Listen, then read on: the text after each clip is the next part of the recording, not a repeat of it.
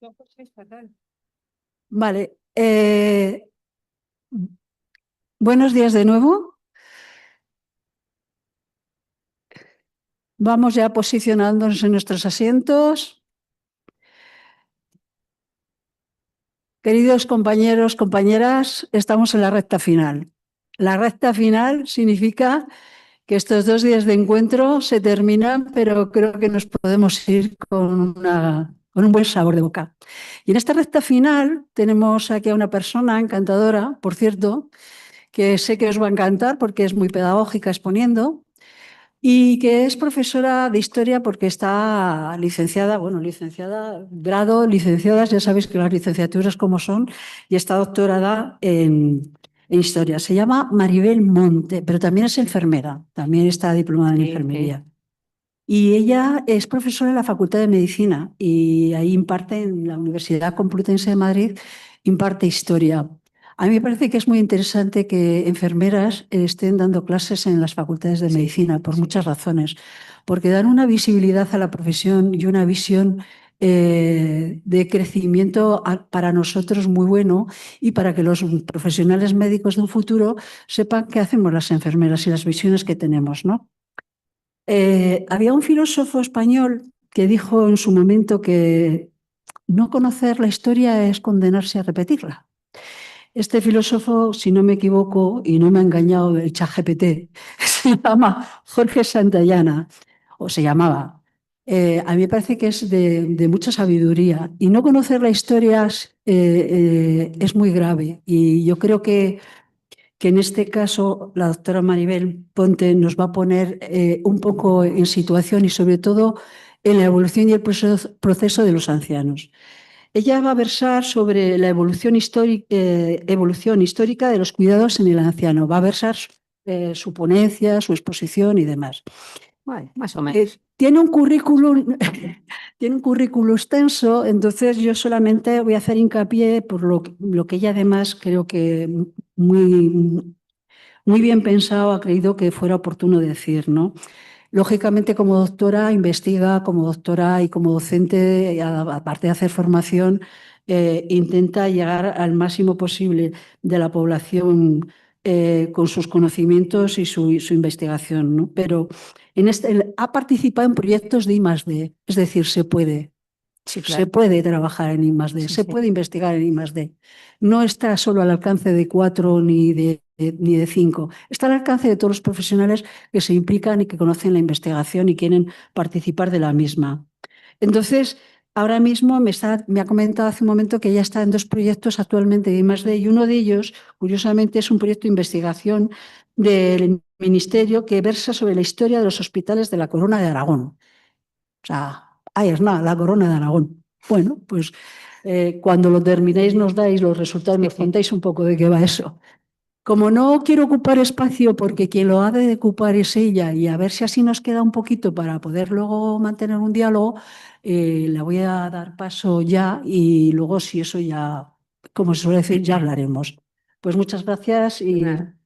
Muchas gracias, Carmen, y muchas gracias a toda la organización. La verdad es que es un lujo para mí estar aquí, porque además tratáis con tanto cariño que es difícil no volver, la verdad. O sea, que algo me tendré que inventar para que me volváis a traer, porque merece la pena.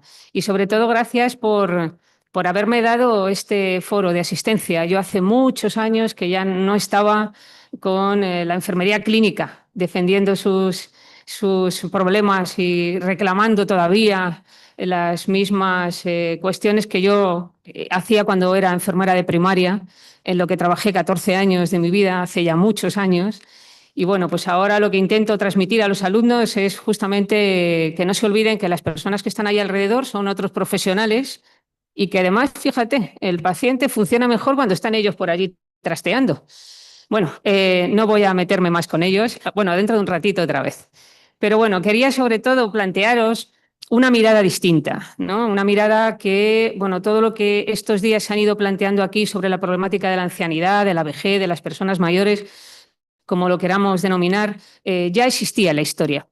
Y vengo a traeros un poco cómo iban de la mano esos problemas que aparecían en la ancianidad, pero también el cuidado y la persona, alguien debía estar cuidándoles, que no solo era la familia. Entonces, bueno, pues vamos a intentar, o voy a intentar daros una visión lo más amena posible.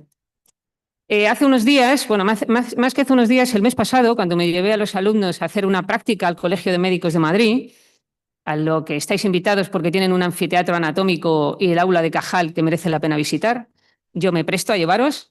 Me los llevé y de pronto me encontré con una publicidad de unos congresos que iban a realizar y me asusté. Me asusté por dos motivos. No solamente por la creación de la IA, de ese encabezamiento del proyecto, sino porque detrás de medicina del antienvejecimiento ponía estética médica, porque pensé que esto iba de la mano, ¿no? Pensé que aquí la manera de combatir la ancianidad es a través de la medicina estética. Y claro, me asusté porque eso significa mayor brecha contra los ancianos y bueno, me generó bastante inquietud, ¿no? Pensar que uno ya tuvo lugar a principios de octubre y el otro va a tener lugar un poquito después, ¿no? Pero me asusté más cuando en la prensa me encontré con estas noticias, ¿no? Así como que así funciona la máquina que te quita 15 años de encima, el nuevo tratamiento para rejuvenecer que solo podrás encontrar en la mejor clínica de bienestar del mundo. Y el paciente cero de los tratamientos para rejuvenecer, que tiene 53 y aparenta 25, el límite de la longevidad está en la necesidad de financiación. Claro, si financian esto, ¿dónde quitan la financiación? Claro, está muy bien que la medicina regenerativa, que la medicina de la edición genética nos haga más jóvenes, pero ¿qué vamos a hacer con los ancianos? Y a mí eso me generó bastante problema, ¿no? Me generó duda y sobre todo inquietud, porque los siguientes ancianos seremos nosotros. Y entonces me generó más, claro, porque yo quiero que sigan cuidándome los jóvenes investigadores también del proyecto Minerva y hagan proyectos con las cosas que... Bueno, la cuestión es que todo esto me llevó a reflexionar, ¿no? Y me llevó a reflexionar que, bueno, algo que ya sabemos todos, que puso en manifiesto una epidemia, en este caso una pandemia que no nos gusta volver a ella, pero que yo como historiadora tengo que volver a ella, que efectivamente puso en manifiesto que hacíamos algo mal o que no estábamos mirando en la dirección que teníamos que mirar. Algo habíamos dejado entre medias del camino. Y eso me hizo pensar que por qué habían perdido el valor los ancianos entre nosotros, ¿no? Y bueno, pues os he puesto ahí la frase de Pilar Escario que habla de que no es solamente una pérdida física, sino también moral. Y eso a mí me preocupa mucho más como sociedad, ¿no? Pero en el fondo yo pensaba, ¿dónde están los ancianos en el debate público cuando hablamos de sus cosas? Porque no lo hacen ellos, lo hacemos nosotros por ellos. ¿Por qué vivimos en una sociedad donde hay una gerontofobia marcadísima? Y yo no sé vosotros aquí o en las zonas rurales si lo veis o no. En Madrid es descarnado en muchas ocasiones, esa diferencia y ese desprecio hacia lo viejo, por así decir, ¿no? Y bueno, pues yo me planteaba el tema de que al final los ancianos, ¿qué son? ¿Un objeto mercantilista? ¿Los utilizamos solo porque nos interesa que vayan a las residencias? Porque al final al Estado le genera un gasto, pero a la empresa privada le genera mucho beneficio. Beneficio que no aportan ellos solos, sino aporta su familia, porque al final ellos no pueden asumir, no están generadas para ir acondicionadas a la pensión que tienen estos ancianos, ¿no? Bueno, imagino que los que trabajáis con ellos, como a mí me pasaba, sois conscientes de las limitaciones que tiene hasta en la modificación de ese estilo de vida que siempre les decimos que para que mejoren su vida, ¿no? Pero claro, si no tienen recursos económicos es bastante complicado, ¿no? Bueno, la cuestión era que sigue prevaleciendo la idea de que la vejez es la antesala de la muerte, y ahora vamos a ver desde dónde viene eso, y que el anciano al final ve que no tiene futuro. Entonces vive anclado en un pasado, en una memoria que ni siquiera puede contar, porque antes tenía a los nietos a quien contársela. Ahora es el abuelo contando sus historietas, ¿no? Y entonces quiero decir que todo eso yo me pregunté si venía de hace mucho tiempo o no venía de hace mucho tiempo. Estos libros yo os los recomendaría si queréis acercaros a la lectura de la ancianidad pues desde Cicerón, que imagino que habréis oído hablar del libro de Senectute, que es la gran obra clave que va a servir para posteriores desarrollos de la idea de la vejez.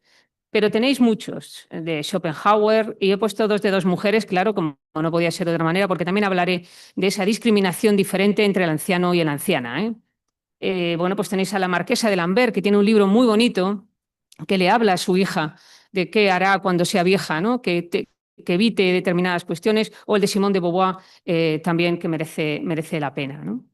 Y bueno, pues también tenéis novelas donde podéis hablar desde Ana Freixas, que habla de Yo soy vieja, bueno, pues a montones de ellas. Y bueno, sí quería mencionaros este refrán africano que me gustó porque era africano y por lo que decía, ¿no? Que cuando un viejo muere se quema una biblioteca. Y en definitiva es cierto, ¿no? Bien, algunos datos históricos. Como veis, los personajes bíblicos se les sumaban años que en definitiva no eran reales, ¿no? Tenían mucho que ver con la dignidad. Dios les había dignificado con seres longevos para transmitir ese conocimiento, ¿no? Pero tenemos personajes históricos que también son mayores. Es verdad que, o por lo menos los datos demográficos que se dicen de la historia, de que si la esperanza de vida era 45, bueno, eso es relativamente cierto.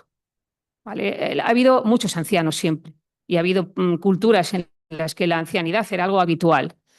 Otra cosa es quiénes llegaban a ancianos. ¿Vale? Entonces ahí os pongo, señalando, es Platón el que señala que la posición económica es la que determina cómo voy a envejecer, porque en definitiva será si voy a tener recursos para que me ayuden o no. Volvemos otra vez a la casilla de salida. Vuelve otra vez a ser esa condición social y sobre todo económica la que hará que lleguemos a viejos o no lleguemos, o nos cuiden o no nos cuiden, ¿no? O cómo nos cuiden. Pero bueno, que vierais que algunos han llegado a bastante mayores. Bueno, imagino que esto lo sabéis, pero ya los últimos datos de los paleoantropólogos han demostrado que desde la prehistoria, incluso antes, desde la aparición del género Homo sapiens, ya había cuidado. O sea que sí que había ancianos a los que se cuidaba. Y no solamente sino a población anciana. Y ahí os he puesto algunos de los artículos que recogí, ¿no? Haciendo todo esto, y podéis ver desde, bueno, pues una persona que por compasión, y entended siempre la palabra compasión como acompañamiento, que es algo que la enfermería practica mucho y que yo creo que se debe hablar más. La empatía está bien, pero la compasión es un valor que yo creo que deberíamos potenciar mucho, ¿no? Ese acompañamiento. Y bueno, aquí tenéis diferentes, pues esto ya os digo, artículos que me parecieron interesantes, sobre todo porque demuestra que esa idea descarnada de los grupos tribales que iban de un lado a otro dejando morir a los ancianos en medio, parece que no es tan real. O sea, que sí que habría una persona que se le cuidaba. Claro, aquí os decía, alguien tendría que cuidar de esta persona, ¿vale? Y no me refiero solamente a la familia.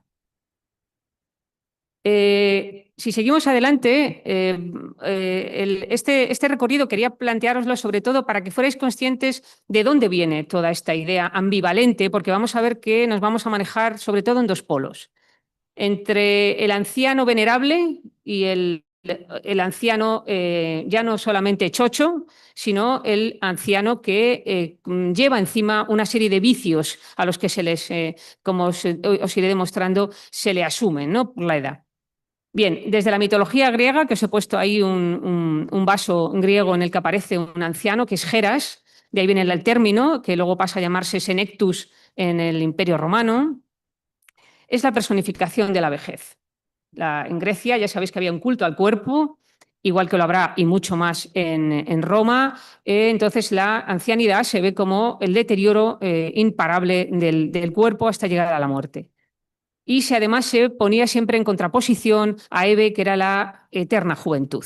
¿Vale? Desde aquí ya comenzamos a tener esos planteamientos de la vejez con el rechazo que significa la cercanía a nuestra muerte, ¿no? Sin embargo, desde la aparición del cristianismo, ya los bizantinos empiezan a considerar que es necesario tener un lugar apartado en los hospitales que se dedique al cuidado de ancianos. O sea que ya hay una intención, no solamente una observación de que ellos necesitan un cuidado diferente, sino de que se les otorgue un espacio concreto para sus cuidados, que es lo que pongo ahí de la geroconemia, ¿no? Bueno, la cuestión es que andando los siglos, ese cristianismo sigue adoptando y adaptando todas las premisas anteriores y considera que el anciano debe ser cuidado, debe haber siempre un espacio, en este caso los hospitales medievales, para el cuidado de los ancianos. O sea que parece que estaban de alguna manera siendo cuidados. Pero yo me iría incluso un poquito más atrás otra vez y pensaría, al margen del cuidado que tiene el anciano, se ha estudiado la vejez, o sea, ha habido un interés por pensar, esto de la vejez, que solamente el paso del tiempo, ¿qué le pasa al cuerpo? Bueno, pues estos planteamientos no los hacemos nosotros desde ahora, ya se hicieron desde mucho antes. Platón consideraba que solamente se puede llegar a conocer el bien si uno pasa los 50 años. A partir de ahí es cuando uno puede entender que la vida, bueno, pues tiene una serie de caminos que debe conseguir, pero solamente a través de la reflexión y de la experiencia. Para él era una forma, y él hablaba además de una gerontocracia. Hablaba de que los ancianos debían ocupar. De hecho, imagino que sabéis que la palabra senado viene justamente de senetus, o sea, tenía que ser un concilio de ancianos el que tomara la última decisión, el consultor, el que diera la experiencia al poder ejecutivo, por así decir, ¿no? Hoy en día ha perdido todo esto. Pero me quería ir a Galeno, porque ya sabéis que era el primer médico del siglo II, que él hablaba y consideraba, en contra de lo que decía, lo que ya dijo Aristóteles, porque Aristóteles entendía que la vejez era una enfermedad. Él hablaba de que aquello era un deterioro que solamente se podía considerar equiparable a la enfermedad. Esto ya tiene una dificultad, porque si nosotros decimos que es una enfermedad, le vamos a aplicar un tratamiento. Queremos curarla, queremos curar la vejez, que es lo que se está haciendo ahora, intentar curar la vejez. Y a mí eso me genera un poco de, ya os digo, de perplejidad sobre todo. Pero bueno, es personal. Galeno decía que toda criatura mortal tenía dentro como una especie de gérmenes que la llevaría. Esto es como los óvulos de las mujeres. Cuando se agotan, pues ya está, ¿no? Morimos. Bueno, la menopausia ha sido casi la muerte de la mujer durante mucho tiempo, no lo olvidemos. ¿Vale? Ahora nos negamos a morirnos a pesar de haber llegado a ella. Bueno, pues esta idea de Galeno, bueno, pues él hablaba de que el ser humano tenía un calor interno y lo iba perdiendo con los años hasta que se consumía. Perfecto, ya está. Era la teoría que preponderaba. Ahora os digo que estas teorías han llegado hasta el siglo XX, transformadas en otras cosas, pero han llegado igualmente al siglo XX.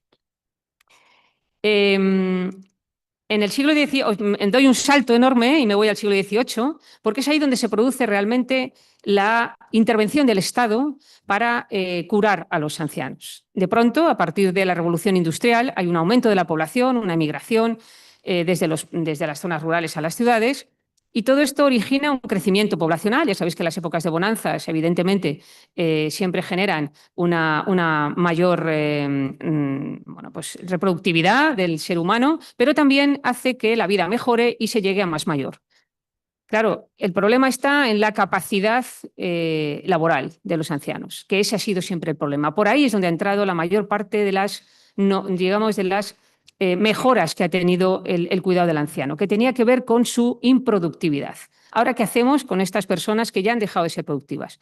Pero también os tengo que decir, aquí estoy hablando del anciano varón, hombre, ¿vale? Que es de lo que vamos a hablar. Hay una diferencia entre esto, aquí el género marca mucho. La historia habla de ancianos.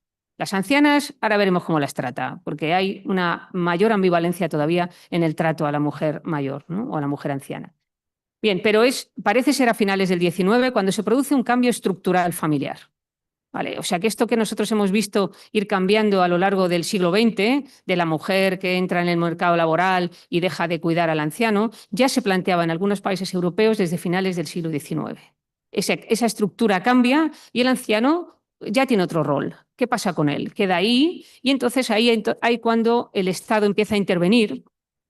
Y antes del Estado, incluso como ya os he dicho, las órdenes religiosas serán las que de manera, digamos, caritativa empezarán a continuar cuidando de esos ancianos, ¿no?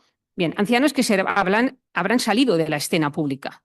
¿Vale? Muchos de ellos lo eran y habrán salido de esa escena pública. Bueno, yo os he puesto algunos datos de cómo estos ancianos van, digamos, siendo receptores de primero unos seguros laborales y luego en España incluso hasta que nos sale el asilo para inválidos del trabajo. Claro, decirles inválidos ya les está dando una categoría. ¿Vale? El anciano ya deja de servir, ya es alguien inservible para la sociedad. ¿Vale? Pensad que la población está separada en activa y pasiva. A mí esas separaciones siempre generan, las etiquetas tienen un gran problema, ¿no? Al final, pero bueno, nuestros ancianos ahí continúan. Bueno, ya sabéis, imagino que muchos que, rodado el tiempo, ya os he dicho, desde prácticamente la Grecia, hay un interés por el estudio. Por el estudio, otra cosa es que hacemos con ellos, pero por el estudio de la vejez. Y bueno, pues esto tiene al final un nombre que se le da en 1901 por un biólogo, que es Menenkov, que es el primero que empieza a utilizar el término gerontología para referirse al estudio de todo lo que rodea la vejez. Él no estudia solamente la vejez humana, él la estudia en diferentes animales también, ¿no? Además, él opina que la vejez es una enfermedad. Y es más, opina que es una enfermedad que se produce en la intoxicación del colon, en el intestino. Este hombre recibió el premio Nobel en 1908 justamente por el estudio de la fagocitosis. Bueno, no tiene nada que ver, pero él habla de que la vejez es una enfermedad y lo que hace es buscar la cura. Vamos a curar la enfermedad. Y esta enfermedad se debe curar en estudiar toda la microbiota, por así decir, a ver qué pasa ahí, que eso es lo que nos hace envejecer. Bueno, a partir de ahí, la obsesión por curar la vejez sigue hasta ahora, ¿no? Es en 1909 cuando el médico estadounidense Nasher logra utilizar la palabra geriatría y la introduce como una especialidad de la medicina. Él introduce la palabra, no solamente la palabra, sino el hecho de a los ancianos hay que estudiarlos. Primero son objeto de estudio. Pero claro, no olvidemos, es un médico y ¿qué va a hacer con los ancianos? Patologizarlos, que es lo que yo creo que a veces se ha hecho. Es cierto que la ancianidad es el momento de la pluripatología, pero también hay procesos de envejecimiento propios y normales de la vejez que no son enfermedad. No sé cómo lo veis vosotros. Yo no los veo enfermedad. El que yo adapte, incluso, es más, la mayor parte del tratamiento que se va a dar es paliativo, no va a ser curativo. Porque lo que tendrán es un dolor por una artrosis, un problema social porque no se podrán. Pero yo no creo que la mayor parte de las cosas que llamamos enfermedades en el anciano lo sean. Yo creo que es un proceso de deterioro. ¿Que queremos considerar que todo proceso de deterioro es una enfermedad? Yo siempre les digo a los alumnos que deberíamos repasar los términos normal y patológico, porque yo creo que esas etiquetas al final hacen que sea posible intervenir sin necesidad de intervenir, se inventen terapias nuevas para que se apliquen y ahí siempre hay detrás dinero de gente como las farmacéuticas. Bueno, en fin, no digo más. Lo dejo ahí, por si luego queréis que entremos en debate. Bueno, aquí os he puesto el proceso, ¿no? Ya imagino que todo conocéis, sobre todo los que habéis estudiado enfermería geriátrica, a Marjorie Warren, que es la primera mujer que empezó a decir mujer, mujer, mujer. Tenía que ser mujer, que dijo, un momento, está muy bien, vamos a cuidar a los ancianos, pero esto requiere a más gente. Esto no es solamente una cuestión de que venga aquí un señor, recete y... No, no, no, esto hace falta un equipo multidisciplinar. Entonces es la primera que crea unidades en las que recoge bueno, pues eso, a profesionales, no solamente del ámbito sanitario, sino del ámbito social. Y bueno, pues toda buena, digamos, especialidad luego va a requerir un sostén científico, que es lo que estamos hablando, que es fundamental. La creación de sociedades en que la gente no solamente debata, que es importante para esa especialidad, sino también el que se generen necesidades de estudio. ¿Y eso qué significa? A través de la transmisión del conocimiento científico que van a dar las revistas. Y que, por cierto, ayer creo que alguien comentó que las enfermeras les preferían publicar en revistas médicas que en revistas de enfermería. Yo creo que es un error en el sentido de yo creo que la valía de una revista no está en la profesión que hay detrás, está en la calidad de los estudios. No en que sean médicos los que de pronto digan, vamos a hacer la revista, el journal de gerontología, tal. No, no, sino que la que le da a la clase es los estudios que hacemos. Y pensad que si mandáis esos estudios a las revistas de los médicos, se quedan ellos con los estudios. Mejor que los llevéis a las nuestras, ¿no? Bueno, es una opinión. Bien, la cuestión es que todo esto sigue avanzando y se empieza a crear la primera sociedad en el mundo y la primera revista que tiene un interés por los estudios gerontológicos. Y en la universidad entra en 1965 en el Reino Unido. Ya sabéis que ellos siempre van un pasito por delante. Pero en España me llamó mucho la atención cuando repasaba esto, que ya desde principios del siglo XX había un interés porque la geriatría formara parte de la docencia habitual. Y entonces hubo diferentes profesores en Santiago de Compostela, en Valladolid, bueno, yo os he puesto algunos en Valencia, de los más relevantes, pero hay otros, que empezaron a introducir el conocimiento del anciano como diferente al del adulto. Como muy bien decía antes una compañera, efectivamente, yo creo que debe haber una enfermera geriátrica, ¿no? Yo lo eché en falta cuando mis padres fallecieron. Eché en falta, bueno, me hubiera sobrado la médico de paliativos, porque la verdad es que solo tuve que discutir con ella pero eché en falta una enfermera para que me dijera a partir de ese momento qué cuidados vais a dar a tu madre o a tu padre ante la llegada de la muerte. Entonces, igual que hay interconsultas, ¿no? a otros a médicos y bajan, pues yo decía, pues aquí tendría que haber una enfermera que le haces un parte en consulta o está en esa planta enseñando al resto de enfermeras cómo deben tratar a un anciano. Pero bueno, lo hablamos después si queréis. Bien, y lo que sí me encontré es que, curiosamente, ya sabemos todos que fue en 2005 cuando entraron las especialidades, pero sin embargo había un reconocimiento del 87 de la enfermería geriátrica como especialidad. Y yo dije, jolín, ¿qué ha pasado aquí? No he entendido muy bien por qué hemos tardado tanto o por qué se ha tardado tanto, ¿no? Bueno, la cuestión es que esto ha estado, quiero decir, ahora está reconocida, pero como estáis comentando aquí, seguimos con ese proceso de dificultades de reconocimiento. Y entre medias de todo esto ha llegado la crisis del estado de bienestar. Y esto lo que ha puesto en manifiesto es sobre todo ha puesto en manifiesto la vulnerabilidad. ¿Dónde se da? Sobre todo en los pacientes que más vulnerables son, los que no tienen recursos y entre ellos os diría los ancianos que no tienen recursos. Creo que son los más vulnerables de todos, ¿no? Bueno, y lo que también encontré, por cierto, fue muchas revistas, que también estuve mirando y dije, bueno, pues sí que hay revistas de gerontología, ¿no? O sea que estáis trabajando, quiero decir, y muchas de ellas son de enfermería. No solo aquí, son de todo el mundo, pero dije, pues están haciendo cosas, ¿no? O sea que hay una brecha entre lo que sale y lo que luego se aplica. No sé, hay algo ahí que no termina, bueno, todos sabemos cómo se llama, pero dejaré que lo digáis vosotros. Bueno, ahora solamente quería hacer un repaso porque, bueno, aprovechando mi especialización en historia, que tiene que ver con la historia del arte, con la imagen, diría, el uso de la imagen como medio para transmitir el conocimiento científico, ¿no? Pero en este caso quería aportaros una serie de diapositivas en las que mostraros cómo a lo largo del tiempo se ha fijado la imagen del anciano, ¿no? Y bueno, pues aquí os pongo algunas. Bueno, os he puesto como imagen la alegoría del tiempo de Tiziano, que él además es muy bonito porque arriba pone unas letras que quieren decir algo así como el pasado es el que nos va a enseñar a que hagamos un buen presente y tengamos un buen futuro. Entonces él se pone, el anciano es el señor, ese es Tiziano, cuando tenía 78 años, me parece, o 72 años. El del medio es su hijo y su nieto es el otro. Y él habla justamente de esa alegoría del tiempo, ¿no? Que sin ese pasado no podemos, el pasado lo tenemos que utilizar justamente no solamente para no repetir errores, sino para aprender. El pasado nos enseña muchas cosas que hoy hemos olvidado y creemos que las hemos creado nosotros, ¿no? Digamos que, sobre todo, la frase de estamos a hombros de gigantes yo creo que es importante y toda la historia está llena de gente que ha hecho cosas relevantes. Bueno, pues en todo esto que os voy a enseñar vamos a ver ancianos que sobre todo muestran autoridad, sabiduría, experiencia y aparecen en diferentes sitios, ancianos virtuosos, memorias y recurso familiar. Hombre, no me podía ir de aquí sin mostraros los ancianos músicos de la iglesia de Santo Domingo de Soria, porque para eso estuve ahí haciendo la foto.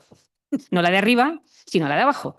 ¿Vale? Porque dije, hombre, aquí tienen que estar los ancianos de Soria. La otra es la de Santiago de Compostela, como habréis visto, es la portada de Santiago de Compostela, que rodean los 24 ancianos del Apocalipsis, igual que aparecen en las arquivoltas de Santo Domingo de Soria. Y quería destacaros a esos músicos. Ellos son músicos celestiales. Son músicos, bueno, y llevan instrumentos, pero lo que están cantando es justamente la alabanza de la sabiduría de Dios, de la bondad, de todo esto. Quiero decir, que vuelven a identificarse con esos valores que están por encima, ¿no? O que son casi inmortales. Pero también nos encontramos estereotipos históricos del anciano. En este caso, el símbolo del vicio. Los ancianos lujuriosos que solo quieren, en este caso, habla de una historia que aparece, bueno, es igual en uno de los textos de la Biblia, que es la Susana y los viejos. Susana era una mujer bellísima casada, y en un baño los ancianos la abordan y quieren violarla. Ella lo rechaza y ellos lo que van es a acusarla de que la han visto cometiendo adulterio con un joven. Ella asume el castigo y va a ser condenada a ser lapidada. Pero aparece, en este caso, Daniel, jovencito, y entonces, digamos que interpela a los dos ancianos que los pillan una mentira y se dan cuenta de que les ha engañado, ¿no? Entonces, claro, esto simboliza el castigo a los ancianos es la muerte, porque ellos, que deberían representar la honorabilidad, lo han transformado en lo peor, ¿no? Entonces, ahí este es el ejemplo de cómo el anciano tiene que dar un ejemplo social, y en este caso es todo lo contrario, ¿no? Os he puesto además entre Artemisia Gentileschi porque ella fue violada, y para ella esta imagen siempre fue un hecho problemático, ¿no? El utilizar este tema. Bien, y luego la sátira, claro, este tipo de cosas siempre se ha utilizado para hacer sátira de el anciano, el viejo enamorado, que se llama el cuadro, de Lucas Cranach, o la vieja, que paga al joven por los servicios, ¿no? De los servicios carnales, mientras los jóvenes meten mano, en este caso la chica, le mete mano al bolso del anciano para quedarse con su dinero, ¿no? O el que no sé si conocéis, el de Filis montando a Aristóteles, que también sucumbió a la belleza femenina, ¿eh? O sea que hasta Aristóteles sucumbió. Bien, pero hay una parte que no quería dejar de presentaros porque es muy diferente. Cómo aparece el anciano y cómo aparecen algunas ancianas. La burla a la mujer anciana ha sido a lo largo de la historia, y a lo largo de la historia del arte tenemos ejemplos bastante significativos, ¿no? Desde el tiempo y las viejas, en el que una de las viejas, vosotros desde ahí no lo veréis, pero incluso padece sífilis, con lo cual la significación del vicio de la vieja es todavía peor, va remarcando. Ahora os mostraré cómo el cuerpo femenino se utilizaba como enfermedad, de transmisora de enfermedades, o la anciana de Jean Massis, que aparece representando en este caso mesándose los cabellos, pero que representa la locura, ¿no? O la duquesa fea, que en este caso lo que hace es ridiculizar a una anciana que viste como una joven, pero en el fondo es un engendro, ¿no? Bueno, hay quien habla de que tiene una enfermedad. Bueno, yo creo que eso son especulaciones que tampoco nos interesan, ¿no? O este caso de William Hogarth, que habla del joven que se casa con una anciana, engañándola. Bueno, yo ahí pensaría, ¿y por qué saben que está engañándola? A lo mejor es ella la que quiere estar con el joven y no le importa que se quede con su dinero, ¿no? Quiero decir, ¿y por qué no? Bueno, la cuestión es que en este caso ya os digo que también se utiliza a esa anciana ridiculizándola para un momento en que no la toca. Ella no debe casarse con el joven, ¿no? Y es el otro escenario, volvemos otra vez a Goya, es entre la alcahueta, la Celestina, que ya habéis oído hablar de ella, y la enfermedad.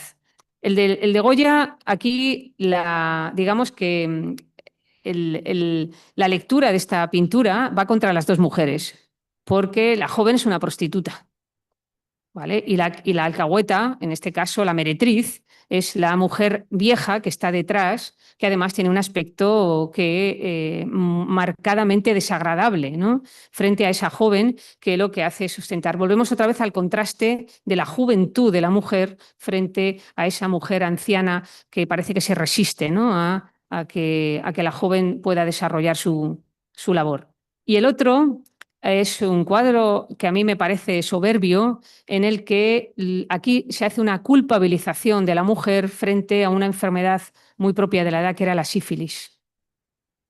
Durante todo el siglo XIX se utiliza el cuerpo femenino como el transmisor de la enfermedad sifilítica. Y la mayor cantidad de imágenes siempre están referidas en esta.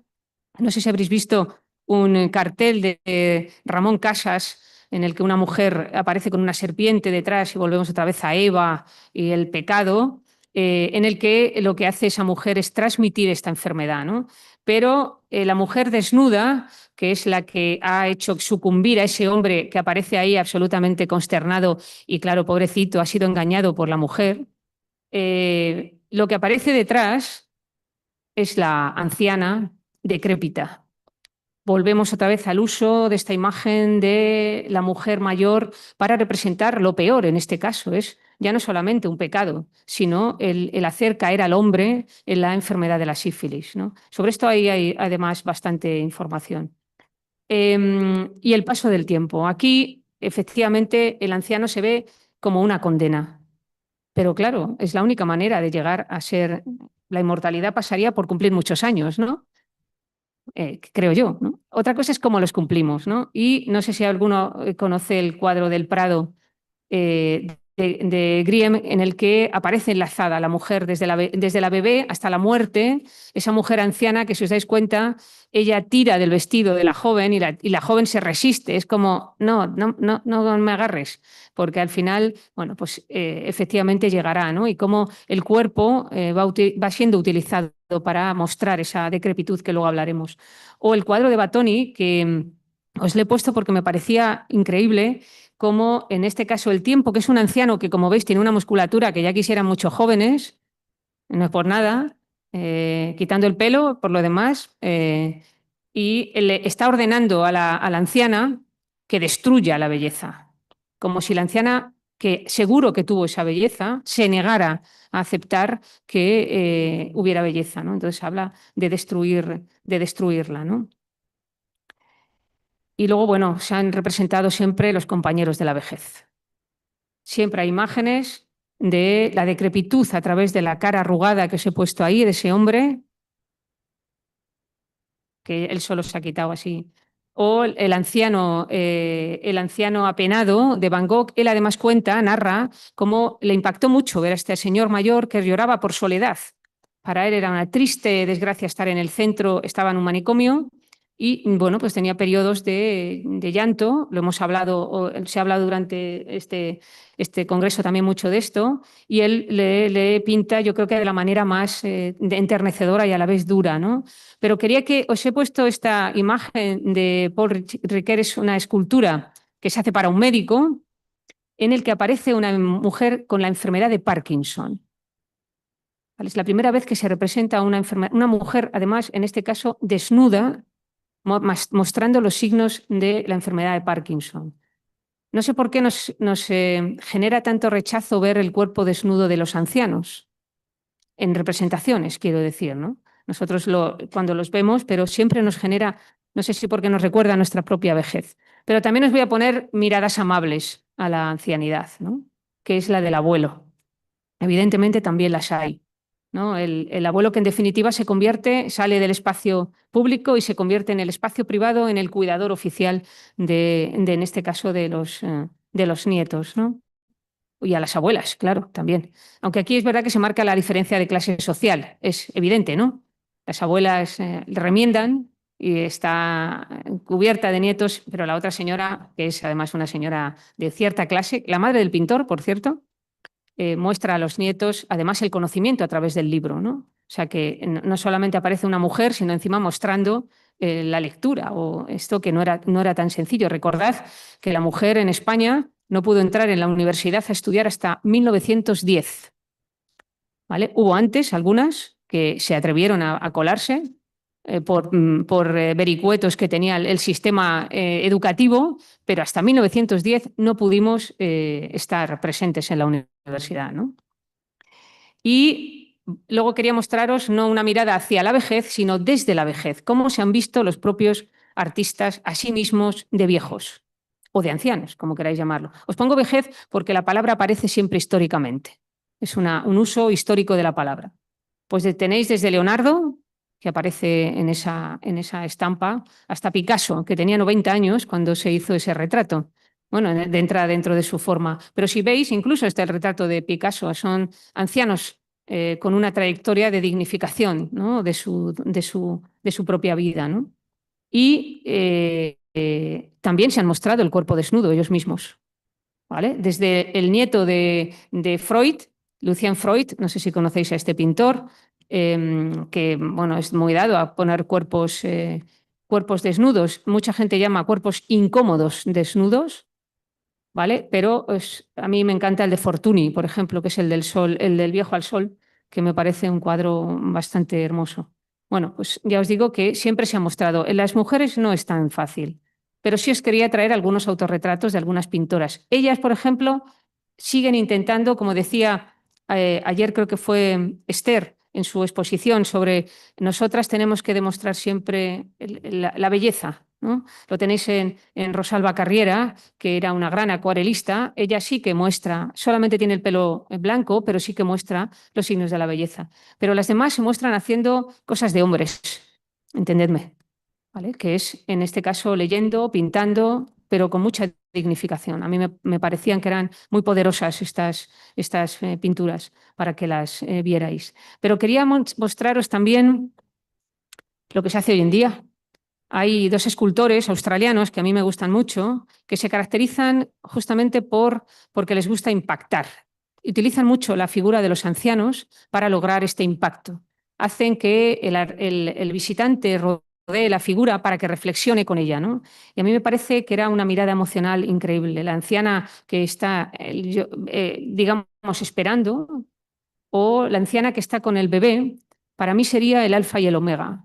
Ese bebé que nace arrugado, que vuelve a convertirse en las arrugas de la anciana, ¿no? Es como el principio y el fin de todo, ¿no? Son esculturas, ya sé que parecen son hiperrealistas, están hechas la mayoría en silicona y con pelo real, o sea que son muy impactantes. No sé si alguno ha visto alguna exposición con estas, pero esta especialmente que os pongo me parece impresionante. ¿Vale? Vuelve a ser el mismo artista y aquí, sobre todo, la frase sería reflexionar, ¿no?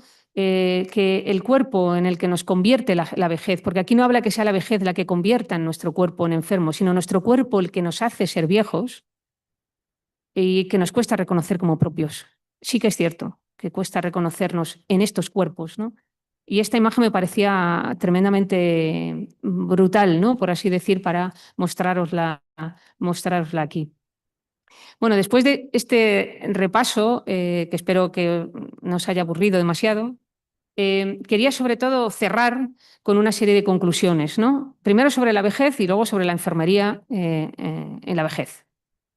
Y yo creo que tenemos que enseñar a nuestros mayores, o a lo mejor son ellos los que nos tienen que enseñar a nosotros, no lo sé, seguramente, que debemos entender la muerte como un triunfo ante la muerte y no como un fracaso de la vida. Y seguimos teniendo la idea, desde este siglo XX, prácticamente, de la muerte y la vejez como un fracaso del sistema. Por eso hacemos esos tanatorios que parecen gincanas, ¿no? Que cadáver lo pones detrás para quien se sienta incómodo y no lo vea. Tienes una sala, una antesala, un no sé qué. Y yo recuerdo los entierros de los pueblos.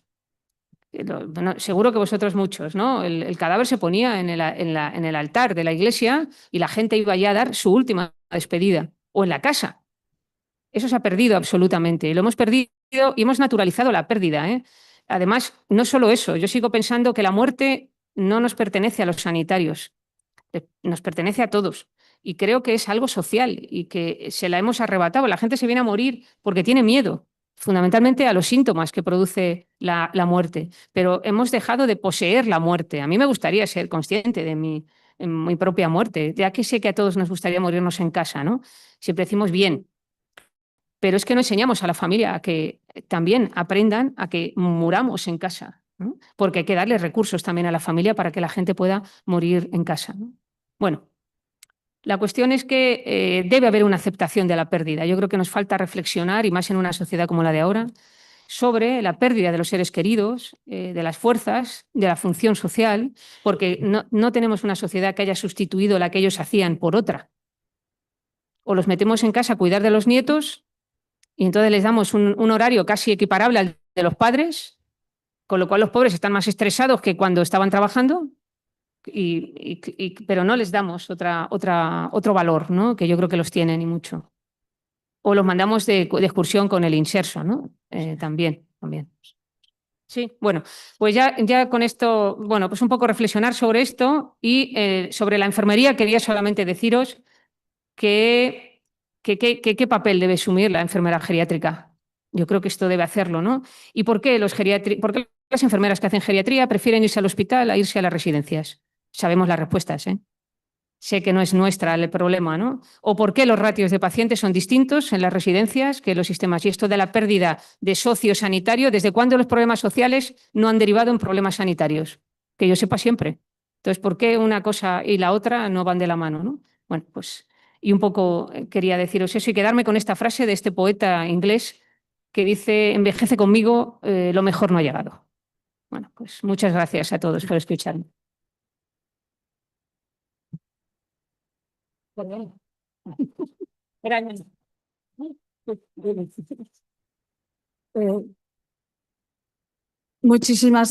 Muchísimas gracias, doctora Maribel Morente. A mí me ha parecido pues, este repaso histórico maravilloso, porque además ha abierto muchos interrogantes. La pena es que andamos un poco atropellados de tiempo y tenemos que dar premios, clausurar, pero si hay una pregunta, por favor, y con eso cerramos. ¿Alguien quiere preguntar algo? Os he ¿Nadie? dejado a todos. Caos. Bueno, yo solo... Os he dejado muertos ya. Yo no sé, con tanta... ha sido intensa, ¿eh? Ha sido intensa. Un segundito. Yo solo quería preguntarte, puesto que no hay preguntas y sin enredarnos mucho, ¿cómo nos ayuda lo que hemos visto en la historia a nuestros cuidados actuales? A tener una visión y trabajarla de otra manera. ¿Cómo nos puede ayudar la historia? Bueno, mira, yo las imágenes las utilizo con los alumnos en clase. Yo di clases en enfermería también durante 8 años y yo trabajaba las imágenes de las enfermeras a lo largo de la historia, de los ancianos a lo largo de la historia y más que cómo nos ayudaban eran ellos los que me daban la respuesta. Entonces ellos lo que trabajaban siempre la imagen porque les provocaba emoción, empatía y aprendían a trabajar con todo esto. Te lo digo porque directamente todo esto lo que nos ayuda es a reflexionar. A mí al menos me ayuda mucho a reflexionar. Sobre, fundamentalmente, haciendo lecturas anteriores, soy consciente de que ya los problemas que nos planteamos hoy en día se los plantearon mucho tiempo, hace mucho tiempo, y dieron soluciones a esos problemas. Y es verdad que nosotros tenemos una vida muy compleja, muy alocada, pero yo creo que nos falta pararnos a reflexionar sobre qué ha pasado en otros momentos y qué nos puede ayudar esto, porque cada persona le va a dar una respuesta distinta. O a mí los alumnos eran muy enriquecedores, me daban respuestas que a mí me dejaban francamente. Y además yo les hacía que me hicieran una exposición y había algunos que me hacían fotografías de los abuelos. Les había motivado tanto que lo que hacían era recrear esto y les ayudaba a reflexionar a ellos también. Pues muchísimas gracias. Yo me quedo con la empatía, me quedo con la humanización y con la compasión. Términos que me parecen esenciales para un buen cuidado de enfermería. Dicho esto, y ahora que pasamos al cierre, a la clausura, vamos a poner otra vez la píldora, ¿os acordáis de investigación para que podáis, aquellos que queréis participar en investigación, apuntaros? ¿De acuerdo? Muchísimas gracias y creo que, bueno, ya tendremos otra oportunidad de dialogar y comunicar. Muchas gracias. Por favor, podéis pasar para el cierre, para la clausura. Sí.